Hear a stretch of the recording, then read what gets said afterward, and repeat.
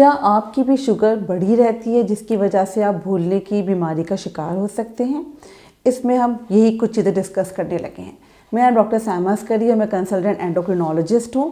क्या आप जानते हैं कि डायबिटीज़ जब अनकंट्रोल होती है, यानी कि जब शुगर्स के लेवल बढ़ना शुरू हो जाते हैं, तो वो पूरे जिस्म पे असरअंदाज होती है। चाहे उसमें आँखें हों, दिल हो, और साथ साथ उसकी गुर्दे की तकलीफ़ हो सकती है, नसों की प्रॉब्लम हो सकती है, बहुत सारी प्रॉब्लम के साथ साथ वो भूलने का मर्ज भी करा सकती है। अल्जाइमर डिजीज़, जिसको भूलने की बीमारी के हिसाब से कहा जाता है, अगर डायबिटीज़ अनकंट्रोल रही है तो बहुत हद तक चांसेस होते हैं कि भूलने का मर्ज बढ़ जाएगा।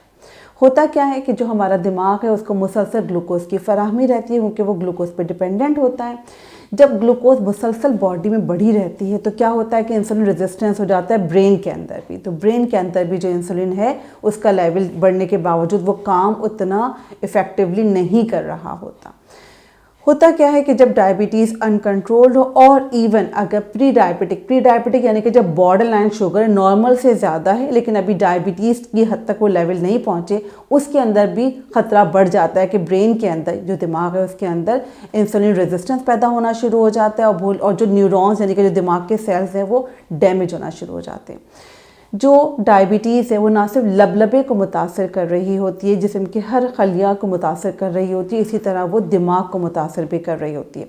जिस तरह हमने कहा कि जी ग्लूकोज की टॉक्सिसिटी, जब ग्लूकोज लेवल बढ़ जाता है तो वो टॉक्सिक हो जाता है, यानी कि वो नुकसानदेह हो जाता है, चाहे वो लबलबे के लिए नुकसानदेह हो, चाहे वो दिमाग के न्यूरॉन्स के लिए नुकसानदेह हो।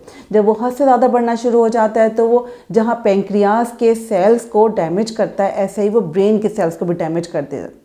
अगर आप चाहते हैं कि आपको भूलने का मर्ज ना हो तो आपके लिए बहुत ज़रूरी है कि आप अपनी डायबिटीज़ को कंट्रोल रखें, और अगर आप प्री डायबिटिक है तो अपनी प्री डायबिटिक को भी कोशिश करके रिवर्ट करके नॉर्मल रेंज के अंदर ले आएँ। कैसे मुमकिन है?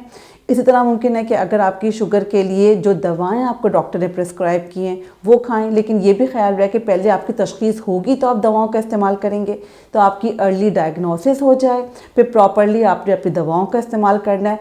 साथ साथ जो सबसे अहम बात होती है वो लाइफस्टाइल मॉडिफिकेशंस की है, कि आपने वो ग़िज़ा को खाना है जो आपकी शुगर को तेज़ी के साथ ना बढ़े, इससे आपकी स्पाइक्स ना हो, आपकी शुगर एक मेनटेन रहे। साथ साथ आपकी फ़िज़िकल एक्टिविटी आपने बढ़ानी है अपनी, और कोशिश करके आपने अपने लाइफ स्टाइल को मुनज़्ज़म करके रखेंगे, अपनी रूटीन को प्रॉपरली करेंगे तो बहुत हद तक चांसेस होंगे कि आपकी शुगर कंट्रोल रहेगी। और अगर आपकी शुगर कंट्रोल रहेगी तो बहुत चांसेस होंगे कि इंशाल्लाह आपको भूलने का मर्ज़ नहीं होगा। यहाँ पे ये भी ख्याल रहे कि टाइप 2 डायबिटीज़ ऑल्दो मोटापे वाली बीमारी है, लेकिन हम क्योंकि एशियंस हैं, हम में बहुत ज़्यादा मोटापा बाहर ना भी हो तब भी हम अंदर से मोटे होते हैं, जिसमें हमारा ख़ास तौर पे पेट पे चर्बी बहुत अहम है, क्योंकि जो पेट पे चर्बी होती है वो जिगर पे और लबलबे दोनों पे असरअंदाज होती है। इसलिए बेहतर है कि अपने लाइफ स्टाइल को बेहतर रखें, अपनी शुगर्स को कंट्रोल रखें, ताकि आप भूलने के मर्ज से बच सकें। Thank you.